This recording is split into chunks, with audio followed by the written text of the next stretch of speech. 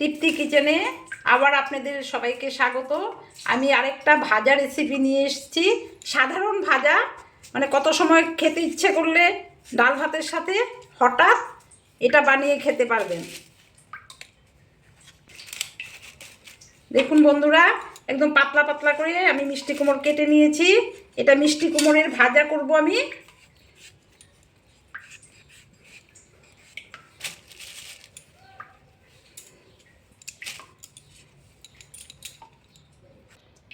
দেখুন বন্ধুরা, হঠাৎ কিছু খেতে ইচ্ছা করলে তখন তো মানে ঘরে সবসময় সব কিছু থাকে না, তখন ডাল ভাতের সাথে একটু তো খেতে ইচ্ছা করে।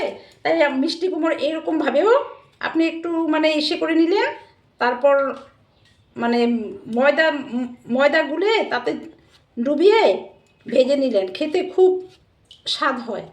আমি বানিয়ে দেখাইতেছি।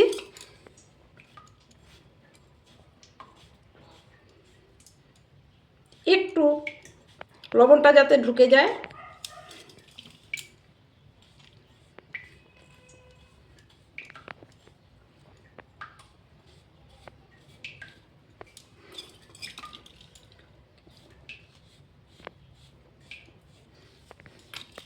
দেখুন বন্ধুরা, আমি এরকম লম্বা লম্বা করে কেটে নিয়েছি।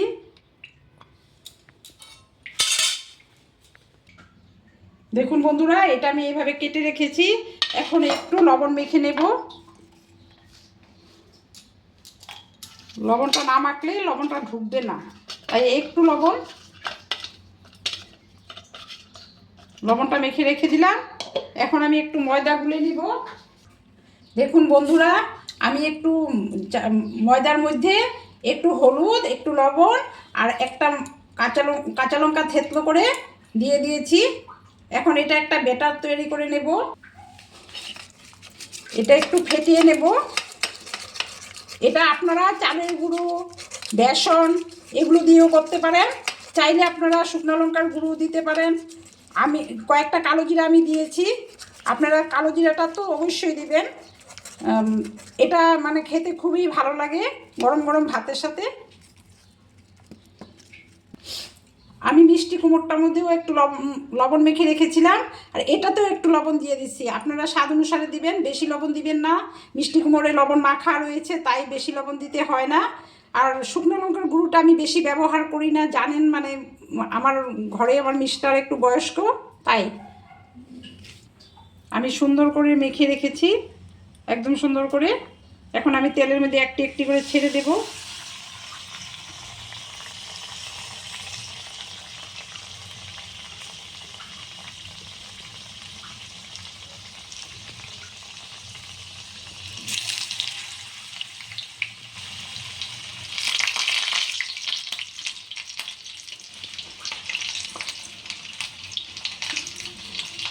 আমি এখানে সানফ্লাওয়ার তেল ব্যবহার করেছি, রিফাইন তেল।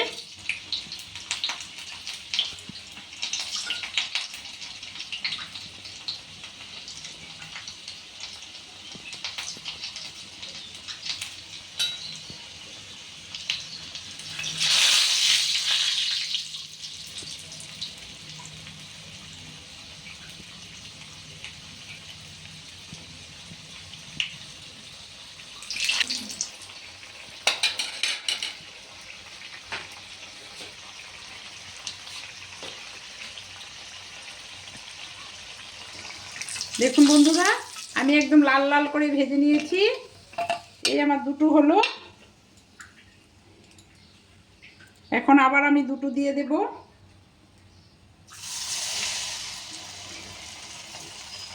আপনারা আঁচটা মিডিয়ামে রাখবেন, মিডিয়ামে খুব ভালো হয় এগুলো ভাজা।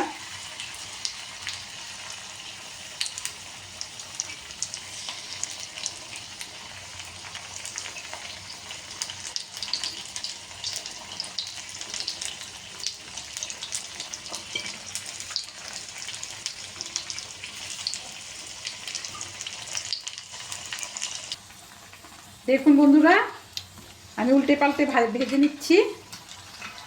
কতটা সুন্দর হয়েছে। এটা আপনারা চালের গুঁড়া, বেসন দিয়েও ভাজতে পারবেন, কিন্তু কাঁচা কাঁচা লঙ্কা বা শুকনো লঙ্কা, কাশ্মীরি লঙ্কার গুঁড়ো একটু দিয়ে দেবেন যদি চান। আর আমার মতো করেও খেতে পারবেন হঠাৎ খেলে। দেখুন বন্ধুরা কতটা লোভনীয় হয়েছে। দেখুন বন্ধুরা কতটা সুন্দর হয়েছে। এটা আমার আরেকটা রেসিপি, যদি আপনাদের ভালো লেগে থাকে অবশ্যই জানাবেন এবং লাইক শেয়ার সাবস্ক্রাইব করবেন। ধন্যবাদ।